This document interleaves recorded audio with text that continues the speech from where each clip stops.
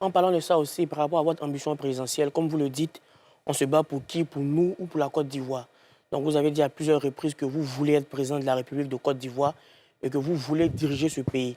Dans le même temps, vous dites que vous ne serez jamais candidat à une élection présidentielle où le président Laurent Gbagbo est candidat. Donc la question que je voudrais poser, est-ce que ce n'est pas un peu égoïste d'hypothéquer le bien-être de l'ensemble des Ivoiriens pour une fidélité ambiguë vis-à-vis d'un Laurent Gbagbo qui aujourd'hui ne prononce même plus votre nom? En quoi vous jugez ma fidélité ambiguë par rapport à Laurent Gbagbo? C'est vous qui posez les questions, mais on discute, on échange. Bien sûr, bien sûr. En quoi elle est ambiguë, cette fidélité?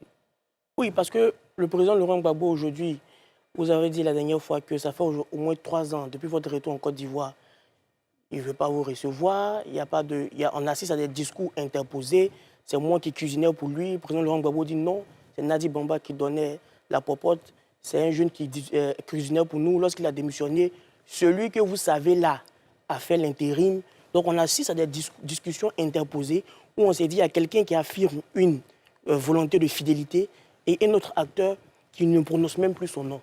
Donc oui, c'est vis-à-vis de cet acteur-là que vous ne voulez pas être candidat, s'il est candidat, sachant que vous voulez servir le peuple de Côte d'Ivoire par un programme. D'où la question. Le président Gbagbo a été président à 56 ans. J'en ai 53. Le président Ouattara... Dans 3 ans, il n'y aura pas de présidentielle. Donc, oui, si vous... J'aurai 58 ans en 2030. Si vous remportez l'élection. Voilà. Non, j'ai dit j'aurai 58 ans. Ah d'accord, très bien. En 2030. Donc, en fait, vous dites que vous avez du temps. Moi, j'ai mon temps. Deuxièmement, moi, je suis africain. Sur ce plateau, et Ali Diarra est là, je dis que je ne veux pas commenter mes rapports avec le président Gbagbo. Le président Gbagbo, c'est un père pour moi. C'est moi qui l'ai décidé. Ce nom de mon père s'appelle Blénier-Po Marcel. Mais je dis que le président Gbagbo est mon père.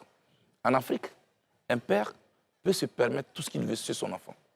Même en plein village, en pleine rue, il peut même vous taper. Mais quand il s'agit... Allez-y, allez-y. Vous l'assumez. Mais vous n'avez pas le droit, vous, de même élever le ton sur lui. C'est dans cette démarche africaine que je suis. C'est cette éducation que papa m'a donnée. Et donc, pour le reste, j'ai juré fidélité au président Gbagbo. J'ai traversé les pires moments de ma vie avec lui. En 2002, quand il a fait face à une rébellion, tout près ici à la place de la République, contre tous les avis de ses collaborateurs, j'ai appelé ici à une manifestation. Vous connaissez la suite.